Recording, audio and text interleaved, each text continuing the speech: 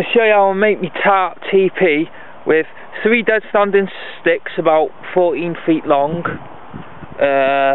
1 tarpaulin which is 15 by 10 of my feet in length and width. I don't know the actual measurement of it. A withy, a candlestick, you put some willow bark around there that secure it, some tent pegs, some clothes pegs, and you can use that for a tin can, hold the candles if you want to. You can suspend that from the top of the teepee where the tripod meets at the top. Right, so you attach your withy on there so it's nice and tight, then you take it into a tripod. But another thing to bear in mind, if you're going to try and using this setup, sometimes you can't find all the long sticks that you need. So you can take 2 dead ones about half the length, lash them together like that, and that should be sturdy enough to hold it up. Or maybe all you've got is green wood around you and you don't want to start taking saplings down because it goes against your moles and your belief, and there isn't really no need to kill trees. You could maybe copy some branches, and you do that properly, it lets the tree live, and you can lash them 2 pieces of green sticks together to make yourself the long ones that you require. So everybody wins in the long run. Right, so now I'll get the tarp up. Right, so now the tripod's up, and you have to make sure that you tie that withy up yonder nice and tight for them to stay firmly together, and then push your ends of your tripod feet into the ground, and if need be take a Y-stake stick and put it over there, or a couple of rocks if you need to give it a bit more sturdiness. And as you can see, that's just like a standard tarp. I've not cut it in any way, because like you get these people that show you how to make a Tarp Teepee and they go around and like cut like stuff out of it and say mark this point here, and you're like, it's all confusing and stuff, right? And this way as well you get a built-in ground floor without having to cut anything or carry extra stuff separately, and you basically it's all in one. So I'll put that up now and show you how you do it. Right, so that's what you're basically like looking at. Get your tarp out lengthways, put it so it meets the middle, directly middle at the back, and pull it up, and pull it over.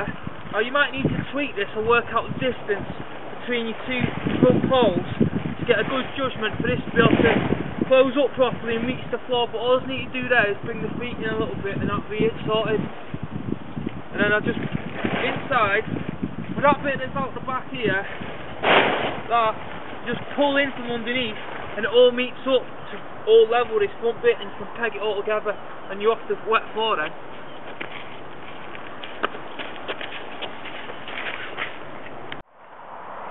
Right, so that's what you're sort of left with. Now I've only put this up roughly and fast just to show you how you can like get yourself going. So I'll just give you a quick scan round of it. So I'll put tent pegs on the front of here to close it up for now, but because the eyelets meet on both sides, if you've got yourself an eyelet kit, you put some more eyelets in, you could lace it together and have it nice and virtually wind tight. But pegs, like for the moment, I take them off on the outside, and when I go inside I roll it around a bit and then peg it back together.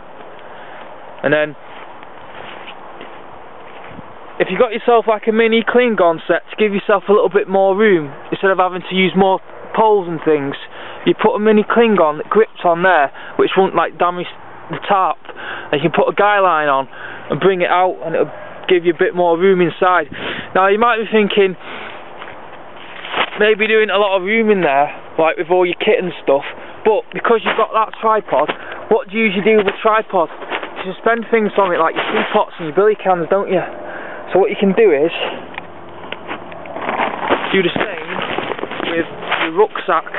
Suspend it, that's just a Prizik knot, and the quick release knot just on the handle, and that's suspended from there.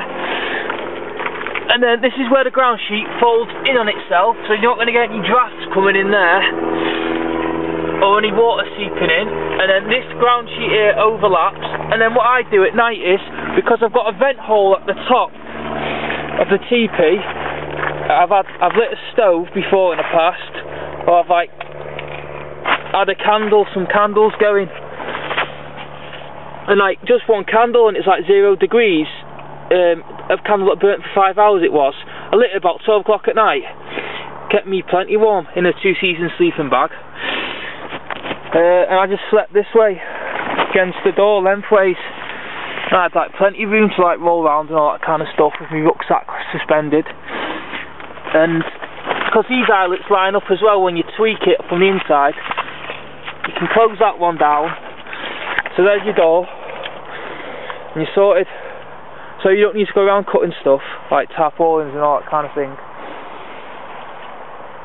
And as you can see, you don't have to get worried about smoke. Like, I'd even light a little fire in there, but I haven't tried that yet, but I will do try it. So that's what you're left with. And I've like slept in this set up where it's been absolutely pissing it down with rain, and like I've had about that much hole, and like hardly any water's got through. And if it has, it's always just like dripped on top of my rucksack, and my rucksack's absorbed it, and it's only a little bit anyway. And like, most of you use bivvy bags or throw your tarp out, I don't know, your poncho or over the top of you, or what you're using. But that's sort of a use, like, to decide how you use it. But that's basically how I use a tarp without having to cut it and measure it and act like a numpty with one. You just get like a basic one and just sort it out. And then like for like bedding and stuff, like you lot like might carry things like thermarest and all those pads, but you can get boughs and grasses. Like this is my old Quincy shelter that I built. Just grab some more reed mace like that, whatever you've got, blah de blah blah.